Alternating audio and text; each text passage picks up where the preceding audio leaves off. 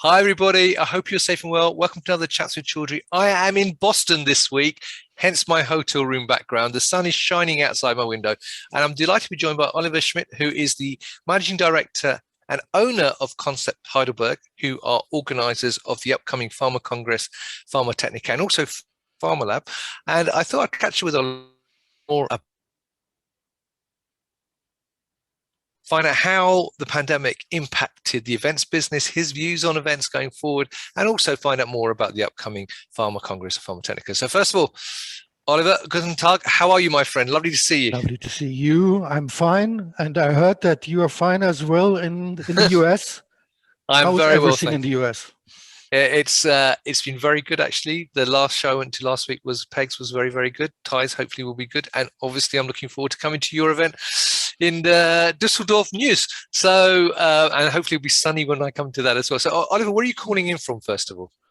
I'm calling you from my office here in Heidelberg. You maybe see that the sun is shining, so it's a lovely day. Everything's fine here in Heidelberg. We still have the pandemic. That is still an issue for everyone here, and also for you and all the colleagues. But it's nice to be back in the office because, yeah, you know, and in the past we worked from home. Many days at least per week from home, but this has changed. So we are back in office, and that is good news. Fantastic. Right. So before we start talking about PharmaCongress, PharmaTechnika, which is coming up on May 31st to June 1st, would you mind giving viewers who are not familiar with Concept Heidelberg a bit of an overview of the business? And also, because as you are the owner, tell me a bit more about why you started it, when you started it in the first place. So the company was founded in 1978. And as you can maybe see from my face and gray hair, so I'm 56 years old, but I'm not the person who founded Concept Heidelberg. So it was a family business, and it's a family business now in the second generation. So I started at Concept Heidelberg 29 years ago. Right. The second generation. So the founders, they were all three working for Sartorius in Göttingen. And at that time, Sartorius was still a family business, but the three colleagues, they decided to leave Sartorius and set up Concept Heidelberg. So from the very beginning, three families were involved. And then with the second generation, we decided that one family decided to stop with the business, starting something else. And then also I'm the only one who still survived in the company. So now I'm here for 29 years in this position. Brilliant. And so for people not familiar with you, you're not just an events company, are you? So can you give me a quick overview of what the business actually does then? And what's the purpose of Concept Heidelberg then? And what's your mission? I mean, vision and mission means for us that we try to offer as many solutions as possible in the GMP environment. So, of course, our main business is our conference business. So we ran more than 400 events per year in 12 different countries in Europe. But also we did a lot of in-house trainings, I think about 100 projects. We started already in the late 90s with the e-learning solution. We are also involved in the APIC auditing program. So that means that we perform, or that APIC auditors perform audits based on the APIC auditing plan. We have a consulting business, and we also have some publications. We run more than 30 web pages. So it's a lot of different activities, but they are all focusing on GMP, and I must say GMP and GDP, because GDP is a huge business today for us as well. Right. Okay.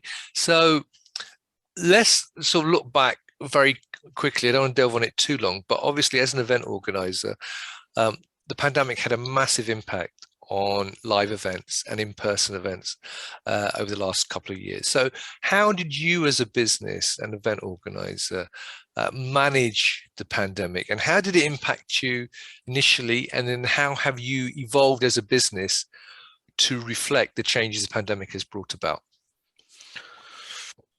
Okay, when the pandemic started, it was kind of shock. To be honest, my expectation was very different. I thought, okay, that is like with SARS or other virus in the past, and I did not expect that impact on our business at the very beginning. I thought maybe for a few months or maybe for some international conferences, but not for our main business. And I was completely wrong.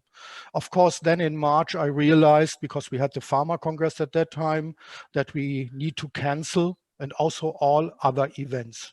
I mean, when you run events in 10 or 12 different countries, then there are huge problems. Sure. So, but we thought this is also a challenge, and that is also an opportunity for us.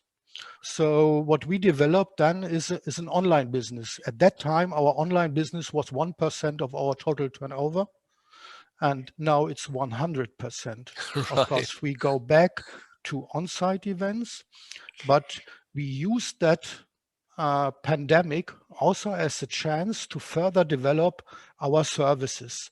And today we offer a huge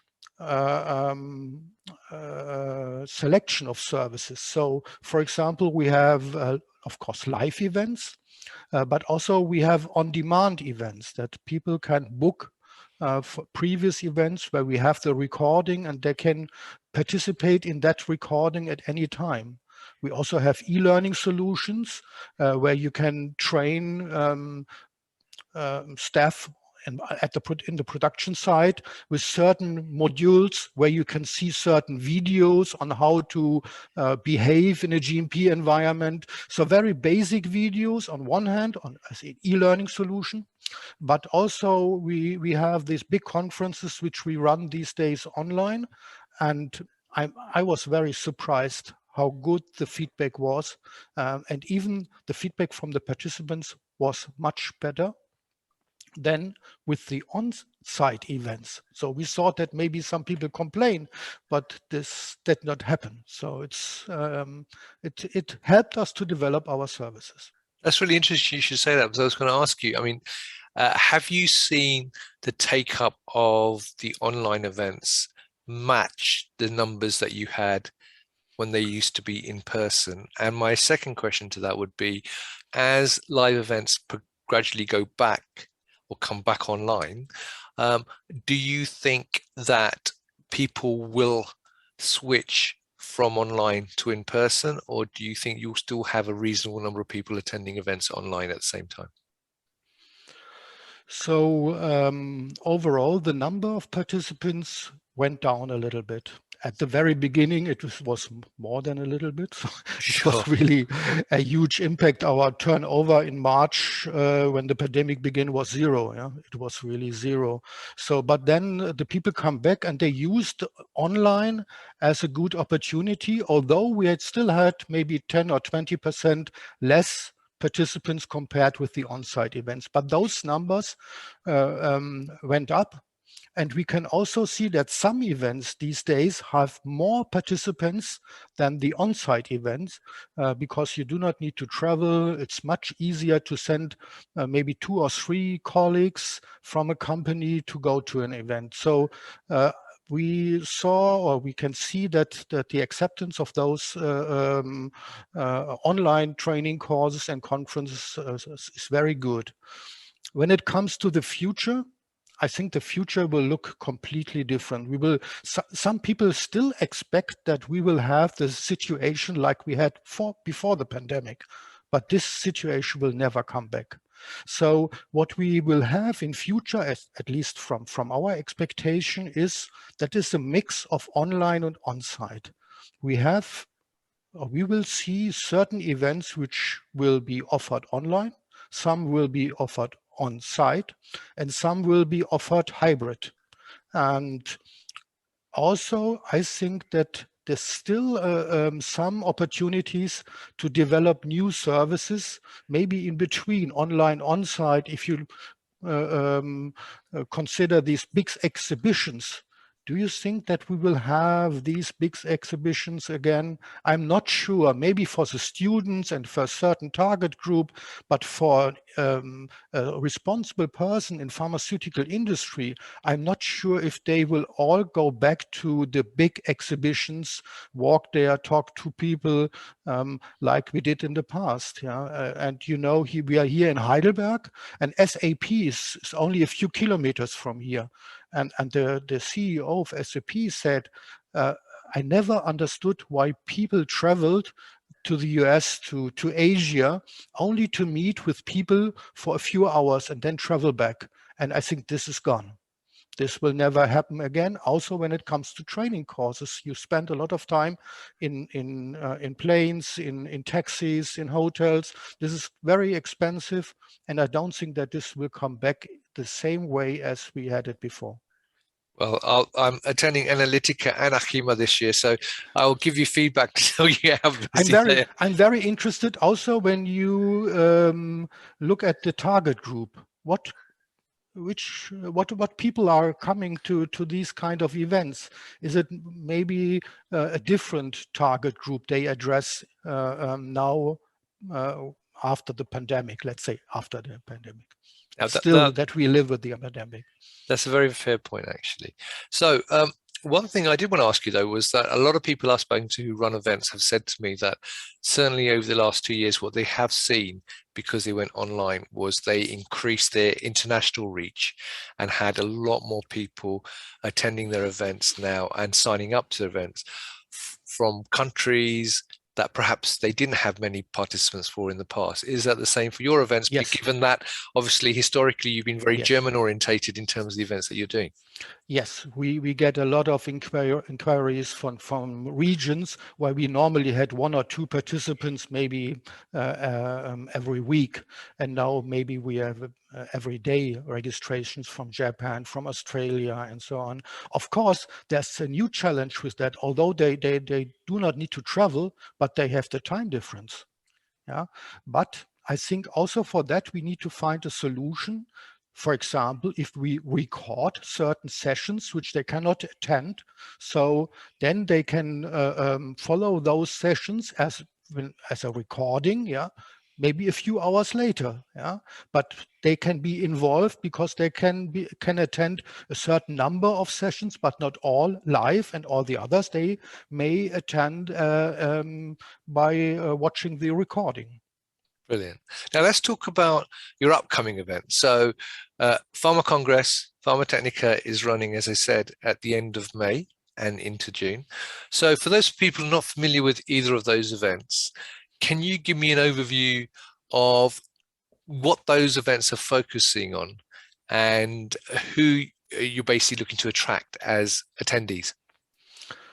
So we run PharmaCongress now for 25 years. When we started PharmaCongress, it was not called PharmaCongress. It was an idea I had with a colleague who was at that time working for Boehringer Ingelheim. And we thought it might be a good idea to cover special topics in compliance with regard to pharmaceutical manufacturing and technology. Right. So when we organized the first event, we had about 100 registrations. We were so surprised that so many people were interested, and also some asked for an exhibition booth. And 25 years ago, I thought, what is that? I saw that. I remember I saw those exhibition booths at US Congress, but never here in Europe. It was not a big issue. So, but then we thought, okay, we need to develop that, and so we changed to a bigger hotel, and we developed a kind of exhibition close to a conference. But this was not by that we planned that. So it was really, it happens that more and more companies said, okay, can we also have an exhibition booth? And we said, we have no space. Yeah. So this was growing that way, not as a strategic intention. It was because we had a good idea and it developed. Sure. So over time, we realized that we need more than only one conference. So we developed this PharmaCongress in a way that we have 3 or 4 conferences running in parallel, Right. meaning that people can switch from one presentation from one room to another room so that they can pick up those presentations they are most interested in. And I think that developed very well. And at the same time, the exhibition was growing, and we tried to find a bigger hotel, a much bigger hotel, and we ended up in Düsseldorf Neuss, and they have a huge room, and at the end we could cover with 80 or 85 exhibitors. So it was like a small exhibition, like but it was really part of a bigger event, not a exhibition only to go there, but also to attend conferences at the PharmaCongress. And you said there's 4 congresses, or I would say conferences, but I said maybe 4 tracks for other people. Yeah. Sure. So what are the 4 tracks then that are covered at the PharmaCongress? So of course, the major one will be the European Aseptic Conference, or the track, aseptic track, and everyone is waiting for the new European GMP Annex 1. Sure. That's the big topic, and of course we will have a presentation from the German inspector about his view on Annex 1, but also we will talk about how these additional requirements can be implemented, and the main idea is that we have at the PharmaCongress case studies. So what we plan to do, or what we always have the PharmaCongress, is we invite speakers from Roche, from Novartis, from Takeda, from Sanofi to present how they will implement certain requirements, for example, the Annex 1. So one will be on Annex 1. We always have one track which covers new facilities, so that we ask colleagues from the big pharmaceutical companies to explain why they invest and how they invest in certain production facilities, especially here in Europe. And we have one track focusing on cost efficiency. That is also an issue which is coming up, that these facilities need to be very efficient. In the past, we always looked at GMP compliance, but now the focus will also be on how efficient can you manage a pharmaceutical production plant. That's really interesting. So a number of interesting topics. Fantastic. Now, what is PharmaTechnika then? Because I get confused. You've got PharmaCongress and then you've got PharmaTechnika, and they're running concurrently next to each other at the same event. So what is PharmaTechnika? Yeah, as I explained, when we developed this was not by intention. So once at a certain point, we realized this is more than a conference with some exhibition booths. So we thought, okay, we have to have a brand name for that, and this is PharmaTechnika. So you can go there to visit PharmaTechnika, and if you're not interested to attend the conferences, then you can attend for free. So before we had the big PharmaCongress, and everybody thought, okay, I need to pay a certain amount of money to go to the exhibition. But this is no longer the case. So now you can decide whether or not you want to go to the Congress and also to the exhibition, or if you only want to go to the exhibition. And that is why we have PharmaTechnika right. invented that name, PharmaTechnika. But right. It's good that you asked, because maybe we have to think about this again in future. No worry. But that's good. And there you go. So if you want to go and see the exhibition views, that is free, and you can attend PharmaTechnika. If you want to go to the Congress and listen into the talks about GMP and Annex 1, all the other case studies that Oliver's just mentioned, and see the exhibition as well, then that will cost you. But the links will be above the video for both as well. So thank you for explaining that, Oliver. That's very clear. Now, looking ahead, though, you have got other events planned for the rest of this year.